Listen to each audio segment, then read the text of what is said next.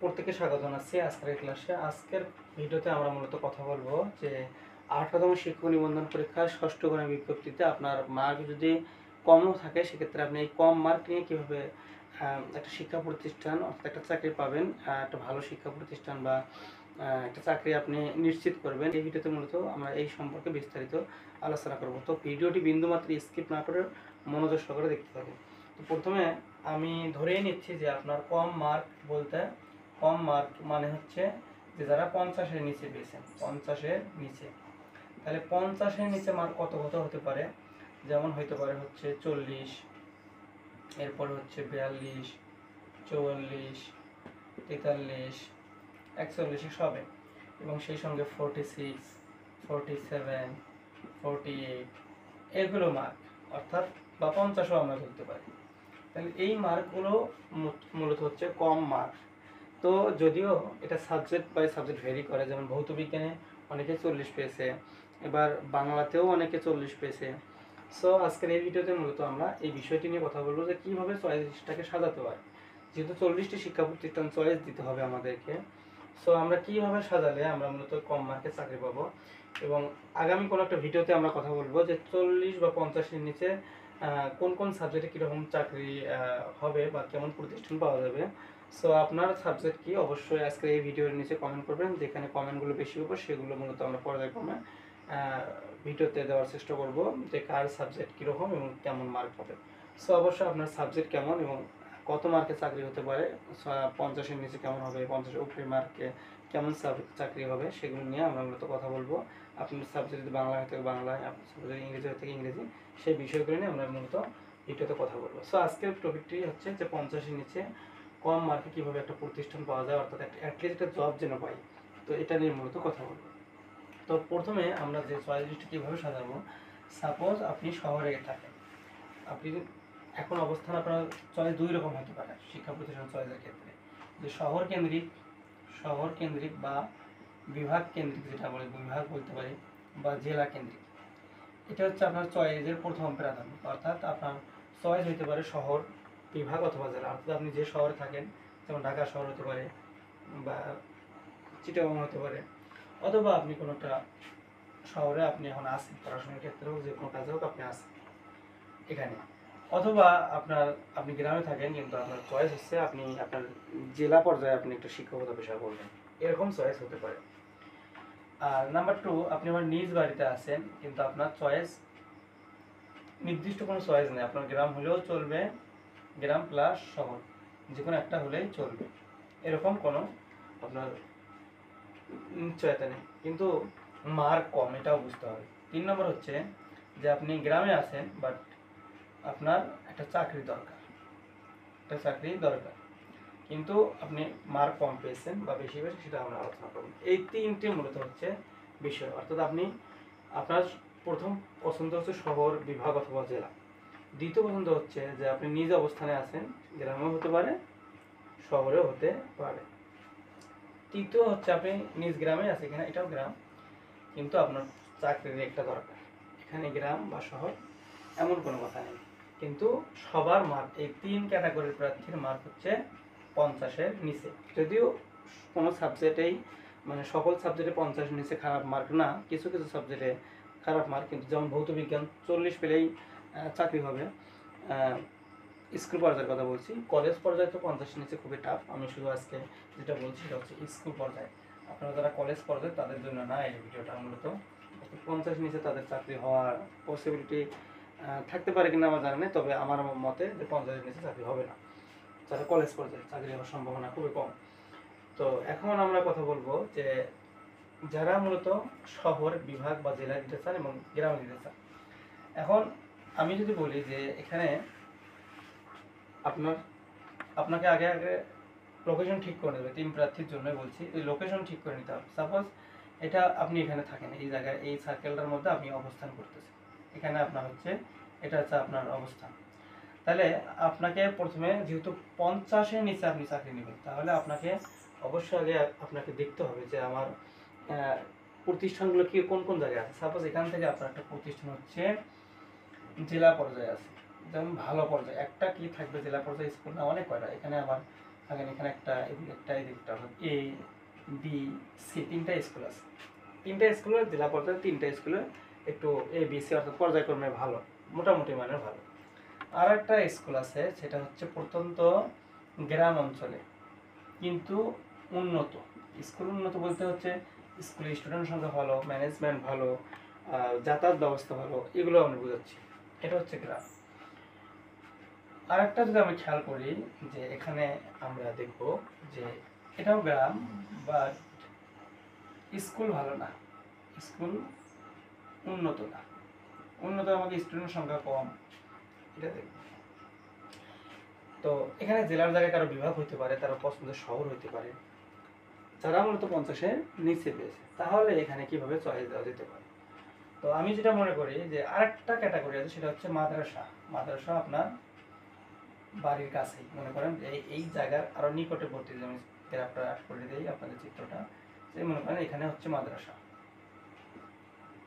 তাহলে আপনি চয়েস দিবেন কিভাবে, এটা হচ্ছে প্রশ্ন। তাহলে আপনি আপনার সয়েল লিস্টে কিভাবে সাজাতে পারেন। আপনার যদি 50-এর নিচে, আপনার মার্ক যদি 50-এর নিচে, আপনি চাচ্ছেন জেলা পর্যায়ে, সেক্ষেত্রে এই তিনটা স্কুল আপনি চয়েস প্রথমে দিতে পারেন। নাম্বার 1, আপনি তিনটা স্কুল প্রথমে চয়েস দিলেন। এরপরে আপনি চিন্তা করলেন যে না, আমার তো মার্ক কম, এই তিনটা স্কুল হওয়ার সম্ভাবনা নাই। তিনটা আমি ধরে নিলাম, 5টাও হইতে পারে, এখানে 10টাও হইতে পারে, সেটাই আপনার ব্যাপার। কিন্তু জাস্ট আমি তিনটা স্কুল পর্যায়ক্রমে সাজালাম, 1 2 3 করে সাজালাম। এটা হচ্ছে আমার প্রথম স্টেপ। দ্বিতীয় স্টেপে আপনি যেটা করবেন সেটা হচ্ছে গ্রামে আপনি খেয়াল করবেন। গ্রাম পর্যায়ে এখানে মনে করেন তিনটা স্কুল, বা ধরলাম আমি এখানে 5টা স্কুল আপনি চয়েস দিন, সব মিলিয়ে B C D E F 5টা স্কুল দিলেন।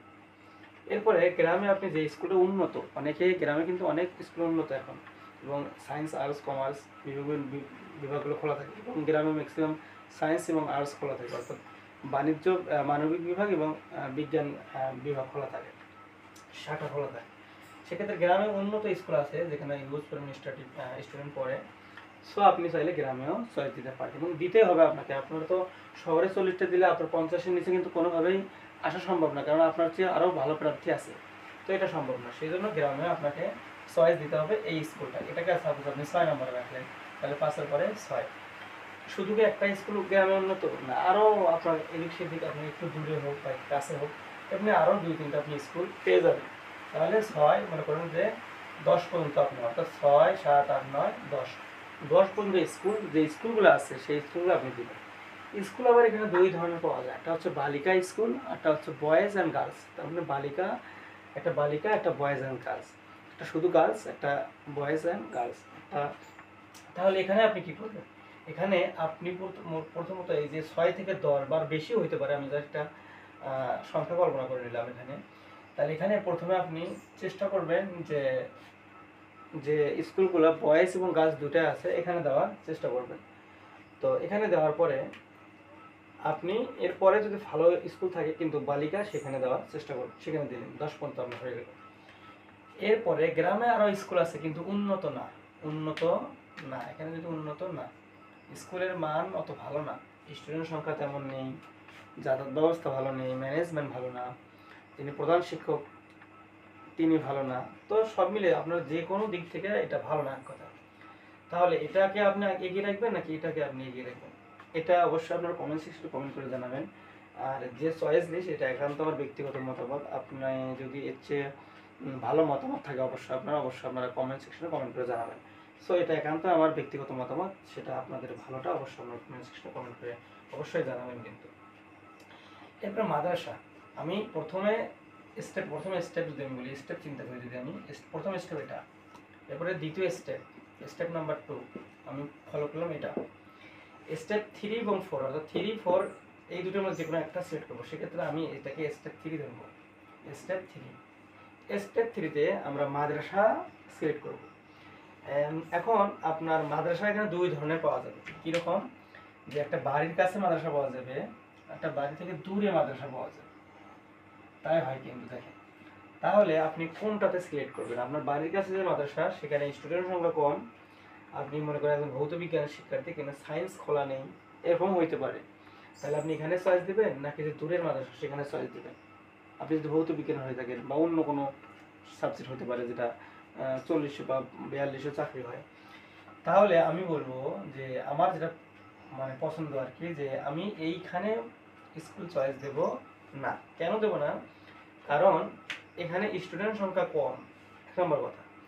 আর আপনি যদি সায়েন্সের টিচার হয়ে থাকেন বা ম্যাথের বা ইংলিশের হয়ে থাকেন, সেক্ষেত্রে আপনার সবসময় চিন্তাধারা থাকবে স্টুডেন্ট বেশি হলে ক্লাস ভালো নেওয়া যায়, প্রাইভেটের সুবিধা পাওয়া যায় এবং আনুষঙ্গিক সুবিধা কিছু আছে।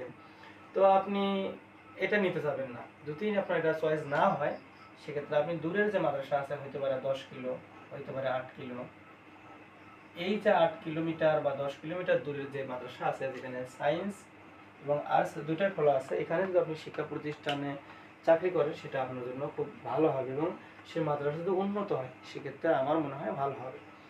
আর আপনি যদি মনে করেন যে না, একদম বাড়ির কাছে আমার, আমি এখানে দিতে পারবো, তাহলে আপনি চাইলেও দিতে পারেন। সো এটাকে স্টেপ 3-তে রাখবো। তাহলে এই যে 10, 20, এখানে রাখেন 10টা স্কুল মাদ্রাসা। এবং 10টাই যে হবে তা না, 5টা হতে পারে, 3টা হতে পারে, 2টা হতে পারে, আমি একটা জাস্ট এখানে কল্পনা করি। এরপরে আপনি 40 নম্বর, অর্থাৎ 40টা যেহেতু ফিল আপ করতে হবে আপনাকে, উন্নত স্কুল না, স্কুল উন্নত না, তাহলে আপনাকে এখানে এগুলোও 2-1টা দিতে হবে। যদি যেহেতু আপনার মার্ক কম, সেক্ষেত্রে এই স্কুলগুলো আপনি 5-7টা বা 8টা স্কুল আপনি দিয়ে রাখলেন। তো এভাবে আপনি আপনার চয়েস লিস্টটাকে সাজাবেন। সো এভাবে যদি আপনার চয়েস লিস্টটা সাজান, সেক্ষেত্রে আশা করা যায় যে অ্যাটলিস্ট একটা আপনার চাকরি হবে, এটা বলা যায়। তো এটা একান্ত আমার ব্যক্তিগত মতামত, আপনাদের মতামত কেমন সেটা অবশ্যই জানাবেন। এরপরে ইয়েস অপশন আছে, নো অপশন, ইয়েস নো যে অপশন আছে, এটা নিয়ে আমরা একটু কথা বলি। এগুলো আমরা আরও ভিডিওতে কথা বলার চেষ্টা করবো, জাস্ট একটুখানি বলি নেই যে ইয়েস অপশনে নতুন করে যে সিস্টেমটা চালু হয়েছে, যে ইয়েস অপশনে 3টি অপশন থাকবে এখন। এক নম্বর হচ্ছে স্কুল, আপনার পছন্দের স্কুল। 2 নম্বর থাকবে হচ্ছে আপনার মাদ্রাসা, 3 নম্বর থাকবে হচ্ছে আপনার ভোকেশনাল বা কারিগরি। তাহলে তাহলে আপনি কি করবেন এখানে? স্কুল, মাদ্রাসা, কারিগরি।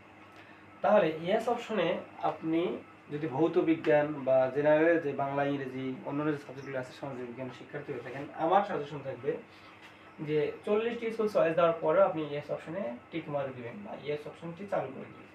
চালু করে দেওয়ার পর ঠিক এরকম 3টাই অপশন আপনাকে শো করাবে, স্কুল, মাদ্রাসা, কারিগরি। তাহলে আপনার যদি মার্ক একটু 50-এর কাছেও থাকে, সেক্ষেত্রে আপনি শুধু স্কুলে টিক মার্ক দিবেন, এগুলোতে দেওয়ার দরকার নেই। কিন্তু আপনি যদি মনে করেন যে না, আমার 50 মার্ক হয়, সেফজন হচ্ছে না, তাহলে আপনার সাবজেক্টটা ওরকম তেমন ভালো না, যেমন সমাজ বিজ্ঞান, অর্থাৎ সমাজ বিজ্ঞান অনুষদে যারা আছে, তারা 50-এর নিচেও, 50-এর কাছে কিন্তু স্কুলে সেফজন না, খুব রিস্ক। সেক্ষেত্রে আপনি কী করবেন? স্কুল তো দিবেনই, প্লাস মাদ্রাসাও দিবেন। তাহলে এই দুটো দিয়ে দিবেন। কারিগরি দেওয়ার দরকার নেই, কারিগরিতে ঝামেলা হয়, অনেক সমস্যা হয়। সো আমি ব্যক্তিগতভাবে মনে করি যে ইয়াস অপশন চালু করবেন, 1 নম্বর কথা। 2 নম্বর কথা হচ্ছে যে স্কুলও দিবেন, মাদ্রাসাও দিবেন। যদি আপনার একটু আত্মবিশ্বাস থাকে, সাবজেক্ট ভালো থাকে, যে আপনি মনে করেন যে না, মাদ্রাসা দেবো না, সেক্ষেত্রে আপনি স্কুল শুধুমাত্র দিতে পারেন। তবে 2টা দেওয়া বেটার হয়। সো এভাবে যদি আপনার চয়েস লিস্টগুলো সাজান, অবশ্যই আপনাদের জন্য একটা ভালো হবে। আর আপনাদের বলিয়ে রাখি যে আপনারা যারা এরপরে চাকরি পাবেন না, হতাশ হবেন না। এরপরে চাকরির জন্য 19তম সার্কুলার এবং সরকারি অনেক চাকরি আছে, বয়স থেকে থাকে, সরকারের জন্য চাকরি প্রিপারেশন নিতে পারে। এবং আপনাদের যে ছোট ভাই থাকে, অবশ্যই সাজেস্ট করবেন যে 19তম শিক্ষক নিবন্ধনের লিখিত কোর্স এবং প্রিলি কোর্স আমাদের চলমান আছে। তো অবশ্যই যেন তারা প্রিলিমিনারি এবং লিখিত কোর্সে অংশগ্রহণ করে। আমাদের লিখিত কোর্স ভৌত বিজ্ঞান, পদার্থ এবং রসায়ন, কলেজ পর্যায়ের পদার্থ বিজ্ঞান এবং রসায়ন, এবং সেই সঙ্গে স্কুল পর্যায়ের ভৌত বিজ্ঞান। সো আশা করছি এই সিস্টেমগুলো ফলো করলে আপনাদের একটা চাকরি নিশ্চিত হবে। যদি আপনাদের মার্ক কম, এই মার্কে একটা চাকরি হবে আশা করছি। তো সকলকে ধন্যবাদ জানিয়ে আজকের মতো ক্লাসটি এখানে শেষ করছি। আসসালামু আলাইকুম।